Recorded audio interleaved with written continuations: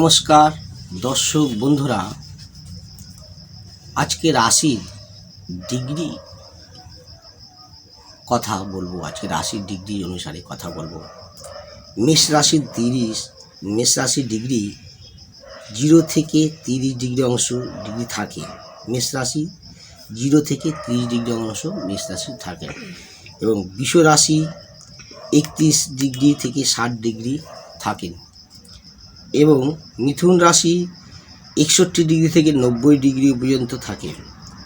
কর্কট রাশি 91 ডিগ্রি থেকে 120 ডিগ্রি পর্যন্ত থাকে এবং সিংহ রাশি 121 ডিগ্রি থেকে 150 ডিগ্রি পর্যন্ত থাকে।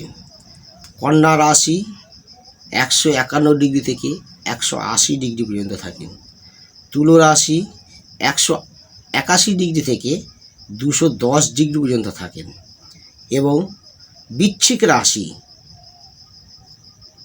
211 থেকে 240 ডিগ্রি পর্যন্ত থাকেন এবং ধনু রাশি 241 ডিগ্রি থেকে 270 ডিগ্রি পর্যন্ত থাকেন এবং মকর রাশি 271 ডিগ্রি থেকে 300 ডিগ্রি অবধি থাকেন।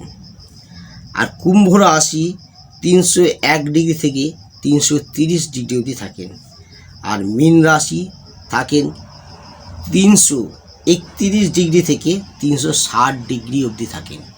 এইভাবে আমাদের রাশিকে ডিগ্রি অনুসারে ভাব করে আমরা জানতে পারি যে কোন ডিগ্রিতে, কোন রাশিতে, কোন চন্দ্রেতে কোন রাশিতে কত ডিগ্রি অনুসারে সে বসে আছে, উচ্চ বা নিচে, সেইটা পরিমাণে ভাব হিসাব করে আমরা পুরোটাভাবে জেনে নিতে পারি যে মানুষের পরিবর্তন চরণ কী হতে চলেছে, মানুষের ক্রোধ কীভাবে হতে চলেছে, মানুষের নানা রকম বাধা বিঘ্নতা কীভাবে আসতে চলেছে।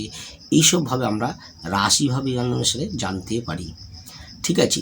এবং নক্ষত্র 27টা নক্ষত্র আছে, তাদেরও ডিগ্রি আছে। সেই ডিগ্রি অনুসারে আমরা ভাব বিচার করে তারপরেই আমরা সেটা জানতে পারা যায়। নমস্কার দর্শক বন্ধুরা, যদি ভিডিওটি ভালো লেগে থাকে তবে অবশ্যই সাবস্ক্রাইব, লাইক, শেয়ার, কমেন্ট করুন। নমস্কার দর্শক বন্ধুরা।